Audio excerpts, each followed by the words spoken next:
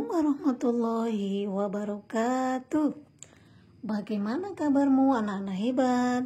Semoga kalian dalam kondisi sehat ya. Dan pastinya kalian selalu ceria dan semangat dalam mengikuti pembelajaran. Meskipun pembelajaran kita hari ini masih dilaksanakan secara daring ya. Dan teruntuk ayah bunda di rumah, semoga selalu sehat ya, agar selalu bisa mendampingi Ananda belajar di rumah. Oke anak-anak hebat, mari sebelum kita mulai pembelajaran kita hari ini, terlebih dahulu kita berdoa bersama. Berdoa mulai.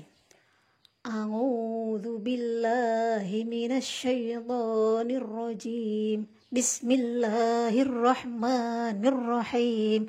Rabbi zidni ilma warzuqni fahma. Amin. Terima kasih. Semoga dengan bacaan doa tadi pembelajaran kita hari ini akan diberi kemudahan oleh Allah Subhanahu wa Ta'ala. Dan pastinya kita akan mendapatkan ilmu yang bermanfaat untuk kita semua. Amin ya robbal alamin.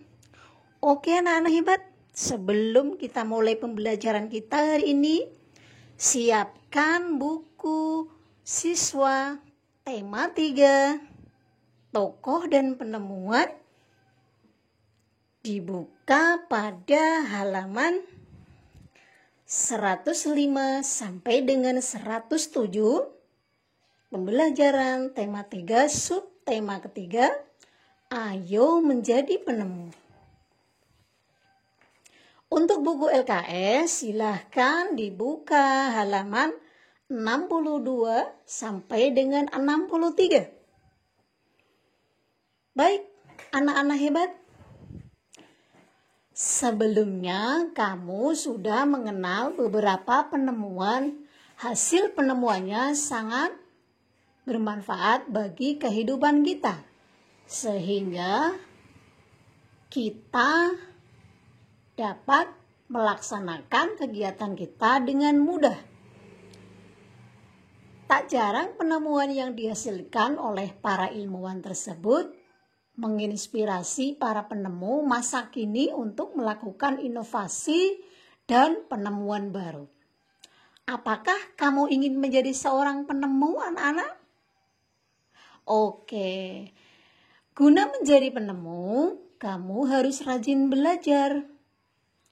Beberapa karakter dari sikap yang harus dimiliki oleh seorang penemu adalah memiliki rasa ingin tahu yang tinggi, tekad yang kuat, disiplin, kerja keras, pantang menyerah, serta bertanggung jawab. Jika kamu sudah bercita-cita menjadi penemu, maka kamu harus berusaha dengan keras untuk mencapainya. Kamu harus mau terus mencoba untuk menciptakan penemuan-penemuan yang bermanfaat bagi banyak orang. Ayo menjadi penemu.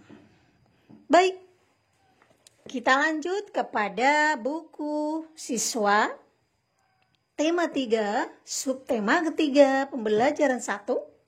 Ayo menjadi penemu. Silahkan anak-anak dibuka buku siswa halaman 107. Mari kita mengambil teladan dari perjuangan para tokoh.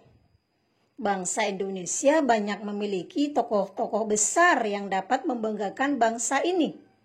Di lingkup internasional, misalnya B.J. Habibie, kita dapat bercermin pada perjuangan tokoh-tokoh kita. Mereka tidak kalah hebatnya dengan tokoh-tokoh penemu yang dimiliki negara lain. Kita dapat mengambil teladan dari nilai luhur dalam perjuangan mereka untuk mencapai kesuksesan.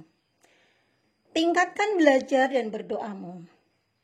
Allah akan selalu menolongmu. Contoh para penemu yang membanggakan bangsa kita. Kalian kenal?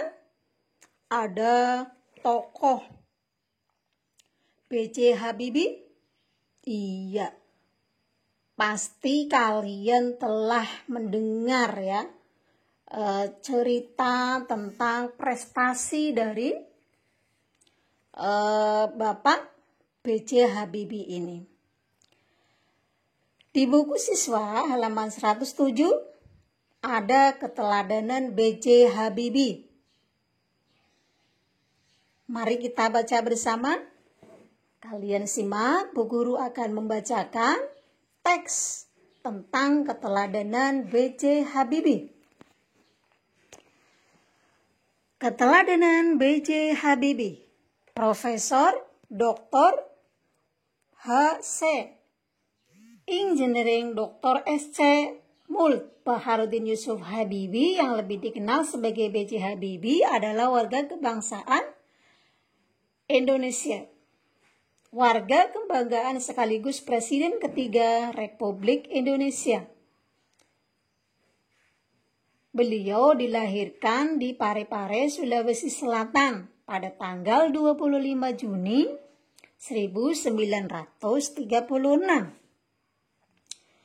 Habibie kecil menghabiskan waktunya di Parepare, Sulawesi Selatan.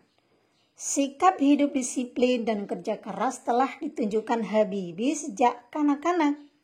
Ia memiliki semangat tinggi untuk mencapai ilmu, pengetahuan, dan teknologi. Ia melanjutkan SMA di Bandung dan prestasinya selalu menonjol, terutama pada pelajaran IPA dan matematika. Selepas SMA, ia masuk di ITB, Institut Teknologi Bandung, kemudian mendapatkan beasiswa untuk melanjutkan kuliah di Jerman, jurusan konstruksi pesawat terbang.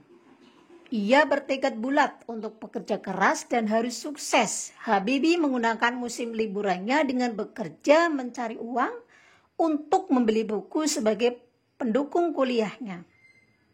Tahun 1960, Habibie mendapat gelar diploma Ing di Jerman dengan nilai sempurna. Ia bekerja di industri kereta api Jerman dan berhasil menemukan cara untuk membuat 1000 wagon kereta api berkekuatan tinggi dengan mengaplikasikan konstruksi sayap terbang pesawat terbang. Tahun 1962, Habibie kembali melanjutkan studi di Jerman. Kehidupannya pun semakin keras. Di pagi buta, ia harus berjalan kaki cepat-cepat ke tempat kerja yang jauh untuk menghemat kebutuhan hidup. Kemudian pulang pada malam hari dan belajar untuk kuliahnya. Tahun 1965, Habibie mendapatkan gelar Doktor Insinyur dengan nilai sangat sempurna. Setelah lulus, Habibie bekerja di industri pesawat terbang Jerman. Atas disiplin dan kerja kerasnya, karirnya terus menanjak hingga dipercaya sebagai Vice President sekaligus Direktur Teknologi dan Penasihat Senior bidang teknologi. Ia menjadi satu-satunya orang Asia yang berhasil menduduki jabatan bergengsi di perusahaan pesawat terbang Jerman tersebut. Sebagai wujud cinta tanah airnya, pada tahun 1968, Habibie mengundang 40 insinyur Indonesia untuk bekerja di Jerman guna mempersiapkan keterampilan dan pengalaman mereka dalam membuat produk industri dirgantara, maritim, dan darat di tanah air. Tahun 1974, Habibie diminta pulang ke tanah air menjadi penasihat pemerintah di bidang teknologi pesawat terbang. Kemudian menjadi Menteri Negara Riset dan Teknologi hingga menjadi Wakil Presiden dan Presiden RI ketiga. Habibie menyumbang berbagai penemuan dan sejumlah teori di bidang konstruksi pesawat terbang, seperti Habibie Factor, Habibie Theorem, dan Habibie Method yang dipakai oleh universitas di sekolah dunia. Ia dijuluki sebagai Mr. Craig karena menemukan rumus untuk menghitung keretakan badan pesawat terbang. Ia juga menerima banyak penghargaan dan prestasinya. Diakui berbagai lembaga internasional seperti di Jerman, Inggris, Swedia, Perancis, dan Amerika Serikat, serta menerima penghargaan yang hampir setara dengan hadiah Nobel. Pada tahun 1976, Habibie mendirikan industri pesawat terbang pertama di kawasan Asia Tenggara, yaitu PT Nurtanio dengan industri strategis lainnya. Industri yang didirikan berhasil memproduksi pesawat terbang, helikopter, senjata, kemampuan pelatihan dan jasa pemeliharaan untuk pesawat terbang, amunisi, kapal, tank, panser, senapan kaliber, water cannon, kendaraan RPM, kendaraan combat, dan masih banyak lagi produk yang lainnya. Untuk skala internasional, Habibie terlibat dalam berbagai proyek desain dan konstruksi pesawat terbang seperti Fokker, militer transport, jet eksekutif, Airbus, pesawat transport dan teknologi mendarat dan lepas landas secara vertikal, CN-235 dan CN-250. Selain itu, Habibie secara tidak langsung ikut terlibat dalam proyek perhitungan dan desain helikopter, pesawat tempur multifunction, beberapa peluru, kendali, dan satelit. Oke, itu tadi adalah prestasi dari tokoh kebanggaan Indonesia, kebanggaan kita bersama, yaitu tokoh B.J. Habibie yang telah berhasil untuk membuat atau merakit pesawat terbang. Kalian bisa meneladani dari beliau, ya, B.J. Habibie, seorang tokoh kebanggaan bangsa yang tidak kalah hebatnya dengan para penemu dunia lainnya. Kalian bisa membaca lebih lanjut tentang biografi dari Baharudin Yusuf Habibie atau yang lebih dikenal dengan B.J. Habibie.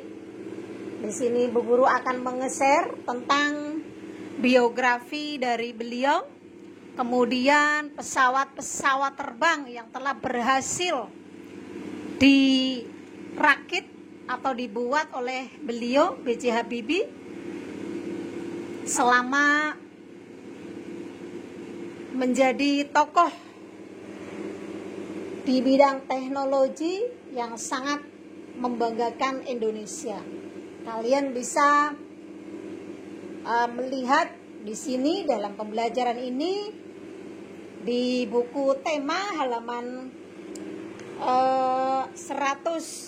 Kalian juga bisa melihat gambarnya. Beliau B.J. Habibie sedang merakit pesawat terbang kebanggaan Indonesia.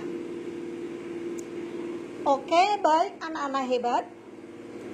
Dari bacaan tersebut, tentunya kalian bisa mengambil contoh teladan dari tokoh-tokoh hebat yang ada di negara kita, yang tidak kalah hebatnya dengan penemu-penemu dari negara lain. Oleh karena itu, jika kalian ingin menjadi seorang penemu, tadi sudah Bu Guru sampaikan, seorang penemu itu harus berusaha dengan kerja keras. Kemudian harus pantang menyerah, ya. Kemudian bertanggung jawab. Nah, ini adalah merupakan karakter yang harus dimiliki oleh seorang penemu.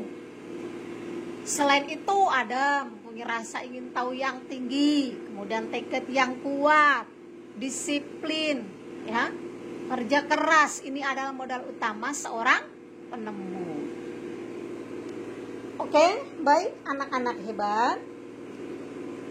Dari pembelajaran hari ini, Bu Guru akan memberikan tugas, ya, kalian untuk membaca tugas yang ada di buku tema 3, subtema 3 halaman 109 tentang pertanyaan-pertanyaan bacaan tadi yang sudah Bu Guru baca bersama-sama.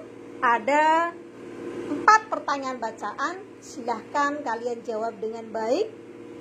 Jangan lupa untuk hasil kerja kalian dikirim ke Bu Guru ya. Oke, cukup jelas. Kita lanjutkan pembelajaran berikutnya, masih pada subtema ketiga, yaitu menemukan kosakata baku. Apa itu kata baku? Kata baku adalah kata-kata yang standar sesuai dengan aturan kebahasaan yang berlaku.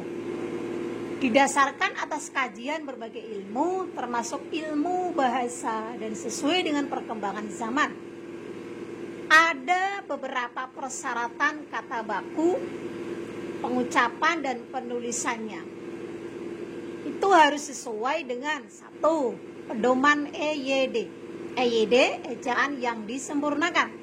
Yang kedua, tata bahasa baku. Dan yang ketiga adalah kamus umum. Contoh, pada kata baku ada beberapa. Misalkan, kata tidak baku, kita sering dengar kata atlet. Kata bakunya adalah atlet. Yang kedua, sistem.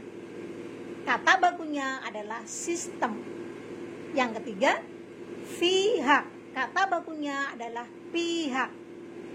Yang keempat, kualitas. Kata bakunya adalah kualitas. Yang kelima, legalisir. Kata bakunya adalah legalisiasi. Yang keenam, kaidah. Kata bakunya adalah kaidah. Yang ketujuh, hipotesa. Kata bakunya adalah hipotesis. Nah, itu adalah beberapa contoh mengenai kata baku yang ada pada bahasa Indonesia. Untuk pedoman EYD, mungkin untuk yang sekarang ini sudah diganti dengan UEB, yaitu pedoman umum ejaan bahasa Indonesia. Nih, ya. Kalian bisa melihat pada buku tema 3, subtema 3 halaman 110. Ya. Itu ada beberapa contoh tentang kosakata baku dan kata tidak baku. Baik, sampai di sini pembelajaran kita. Bisa kita lanjutkan besok, lain waktu yang akan datang. Jangan lupa sebelum Bu Guru akhiri, tugasnya tadi dikerjakan ya. Pada halaman 109 tentang pertanyaan bacaan. Keteladanan B.J. Habibie, ada 4 pertanyaan, silahkan kalian jawab. Nanti dikirim via WA ke Bu Guru, dan ini sebagai tugas kelompok seperti biasa, seperti pembelajaran yang lalu. Cukup jelas saya kira. Baik, kita akhiri pembelajaran kita hari ini dengan membaca lafal hamdalah bersama-sama. Alhamdulillahirabbil alamin. Oke, baik, sampai jumpa kembali pada pembelajaran berikutnya. Bu Guru akhiri. Wassalamualaikum warahmatullahi wabarakatuh.